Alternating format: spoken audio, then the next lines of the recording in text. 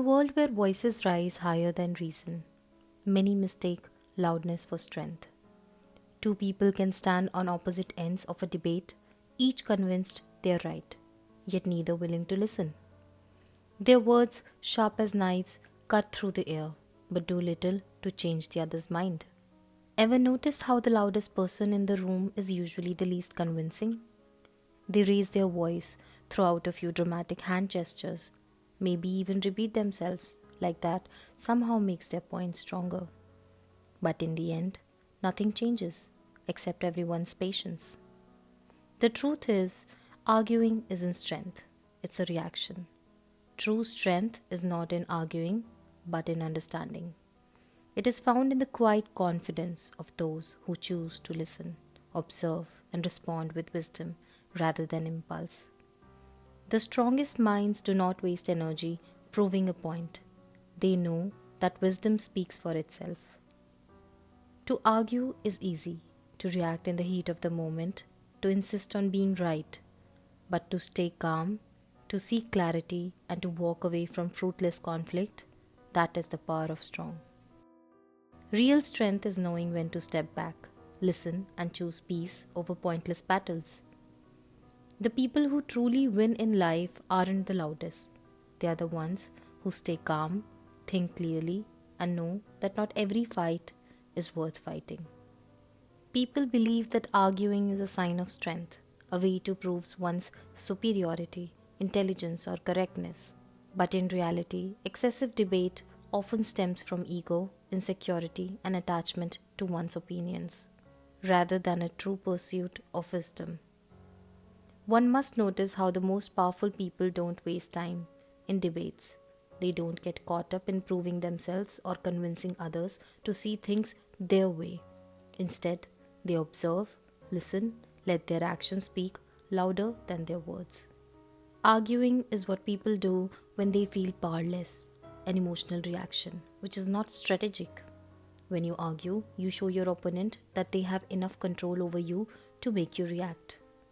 But when you remain calm, unshaken, and uninterested in the pointless debates, you hold the real power. Friedrich Nietzsche was a German philosopher who greatly influenced modern thinkers by perceiving that the traditional values had lost their influence.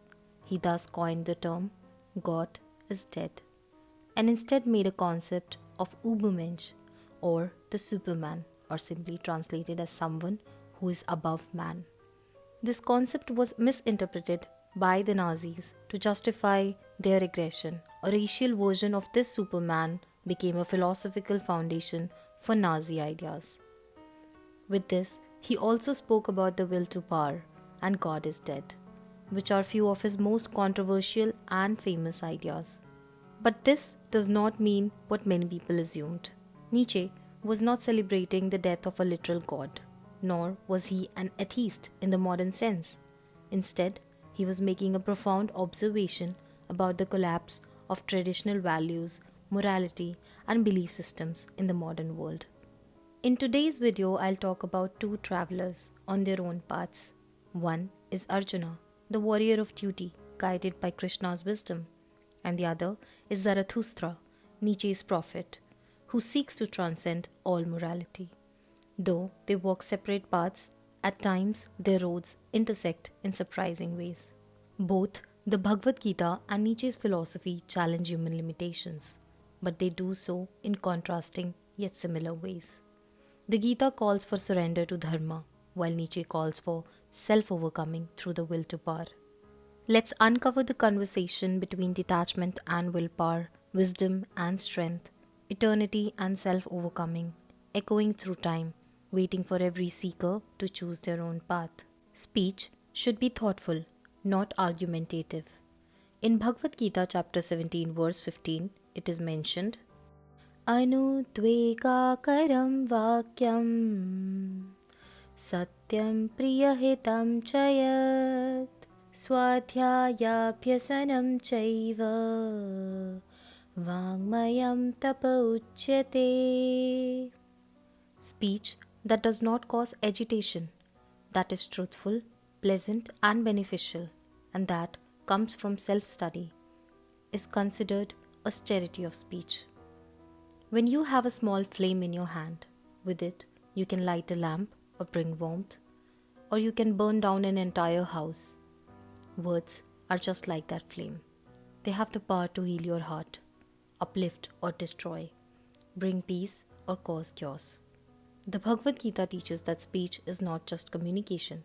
It is an austerity, a discipline, a sacred responsibility.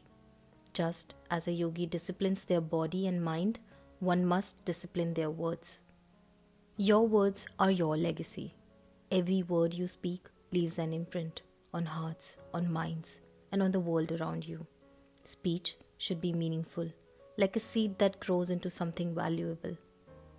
Idle talk, gossip, or negativity is like planting weeds. It serves no one. Truth is the foundation, but it must be wrapped in kindness. Truth is like medicine. It heals, but if given too harshly, it can cause pain. The Gita teaches that truth should be spoken with grace, making it digestible, not bitter. Instead of saying you failed because you were lazy, say you have great potential. With more effort, you can succeed. Wisdom shapes speech like fire refines gold. A person who studies and reflects on higher knowledge speaks with depth and clarity. Their words carry wisdom, not impulse. Just as a musician refines their skill through practice, a wise person refines their speech through study and self-awareness. A mind filled with scriptural wisdom, self-reflection, and higher ideals will naturally speak words that are pure, elevating, and transformative. Therefore, in this age of data, just as you choose the food you take in, one must focus on the content we consume. Because the more you interact with provocative content, the more it influences you to recreate it in your own life. The strong do not argue, they act. In Bhagavad Gita chapter 10 verse 38, it is mentioned, Maunam chaivasmi guhyanam jnanam jnanavatamaham. That is, I am silence among secrets. I am the wisdom of the wise. This verse is part of Krishna's Vibhuti Yoga, chapter 10, where he describes how his divine presence manifests in different aspects of the world.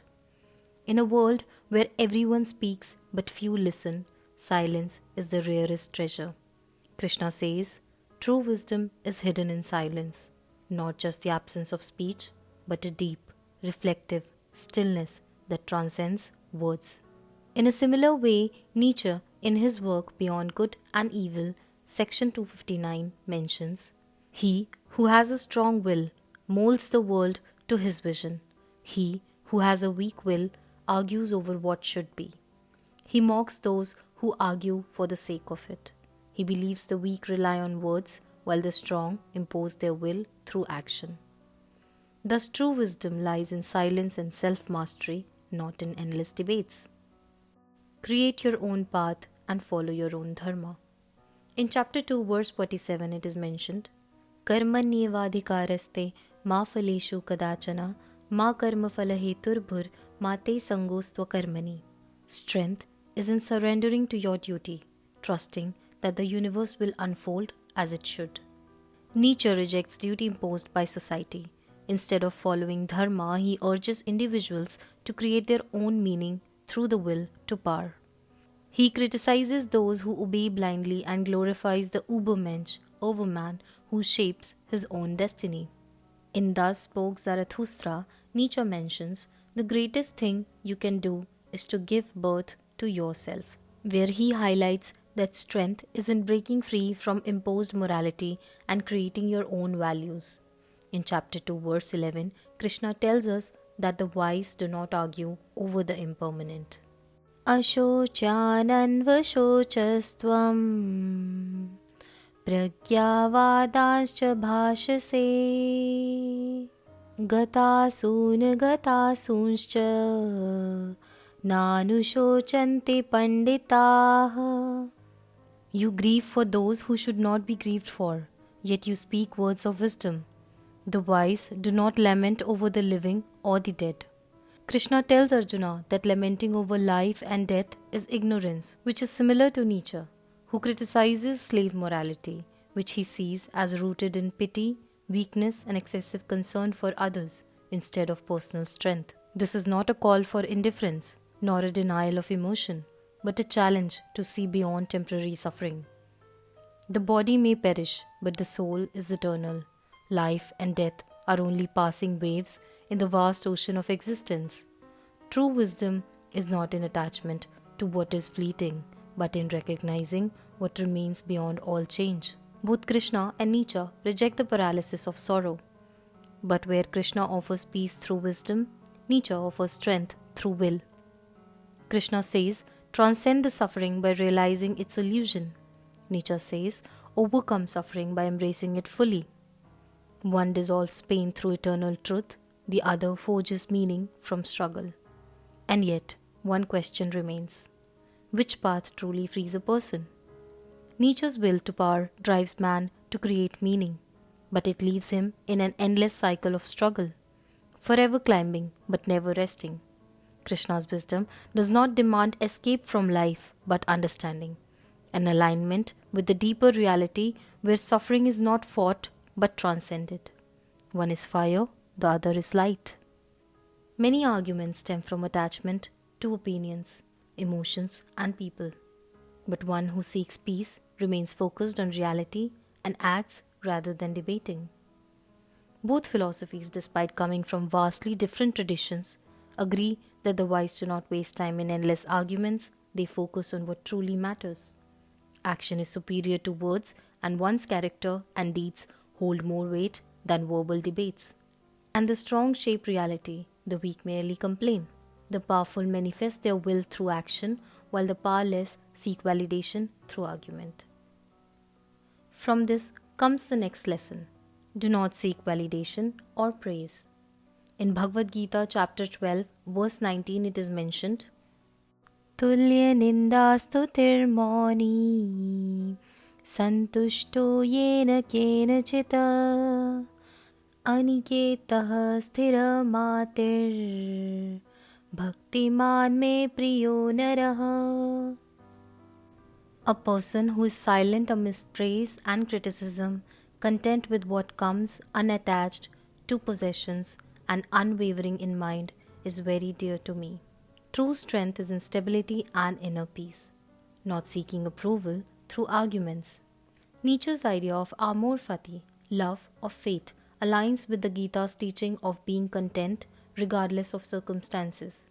The devotee accepts life as it comes, just as Nietzsche's Übermensch, Superman, embraces everything, even suffering, without resistance.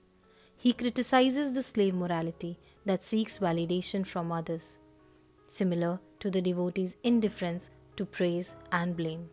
It mirrors the Superman, who is beyond society's approval or condemnation, acting from an inner strength. Nietzsche emphasizes self-overcoming and strong will to power.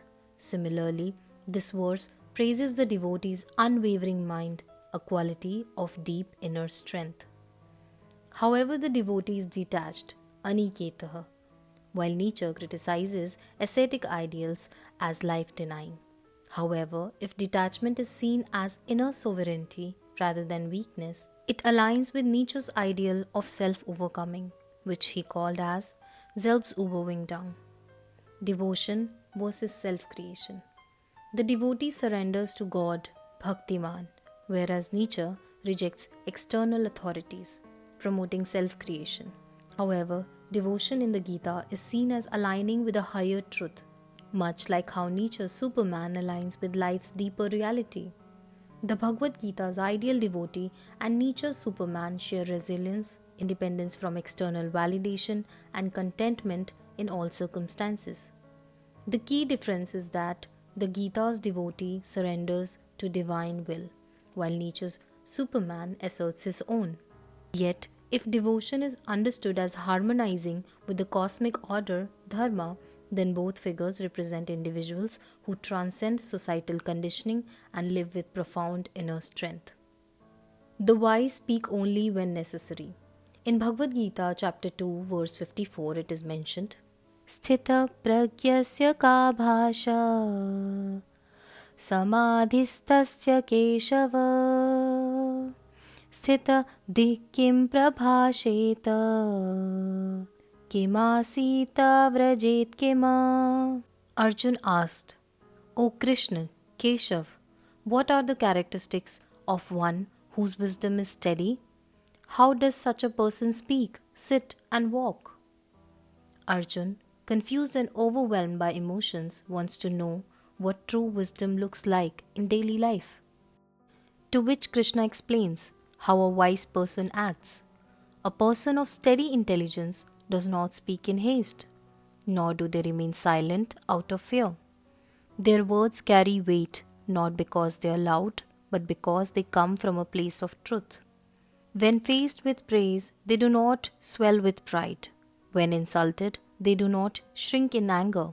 Like the ocean that remains full, whether rivers flow into it or dry up, they remain whole, undisturbed by what comes and goes. Thus the wise speaks only when necessary. They are measured in their words and avoid unnecessary conflicts. Just like Nietzsche, philosophers wrestle with suffering in their own way, in their own experiences. They do not speak of souls or cosmic order, but of power. The ability to rise above grief, to embrace suffering not as a burden but as fuel for greatness. They offer no comforting truth of eternity, only the raw reality of life's struggle. But when we have the option to not suffer, to get away with the endless loop of life and death, then why do we need to be so hard on ourselves? Nietzsche asks, if you had to live this life again and again, eternally, would you embrace it? Would you accept every hardship, every pain, every loss, not as a curse, but as your own creation? Doesn't this question again brings us back to the concept of karma? Whatever you go through is your own creation. It is a simple cause and effect chain. Nietzsche's eternal recurrence demands that one loves every pain, every loss, every hardship as if it were an eternal truth. But this acceptance is born from defiance, from a deep refusal to break. The Gita, in contrast, offers a deeper peace, a wisdom that does not fight suffering but dissolves it, revealing an eternal self beyond birth and death. The weight of grief crushes our soul all the time. Our heart trembles at the thought of losing our loved ones. We speak as if suffering is something to be feared, but then grief is for the weak. The strong do not bow to emotions, they rise above them. Man must create his own meaning. But then even the strongest man will face death. What then? Do we conquer suffering by mastering it or by realizing it never truly held us at all? Krishna says we can overcome suffering by seeing beyond it. Power can never compensate peace, and only one path leads to true freedom. So which is the right path? That depends on who you are, whether you seek harmony with the universe or the fire to create your own destiny. Because one is fire, ever consuming, ever rising. The other is light, illuminating, eternal and free. Nietzsche's philosophy empowers a few, but the Gita offers liberation to all. One battles fate, the other harmonizes with it. The difference remains your choice. You can be Arjuna who seeks guidance and improves. You can be Zarathustra who walks alone. Hare Krishna, Krishna Krishna, Hare Hare, Hare Ram, Ram Ram, Hare Hare.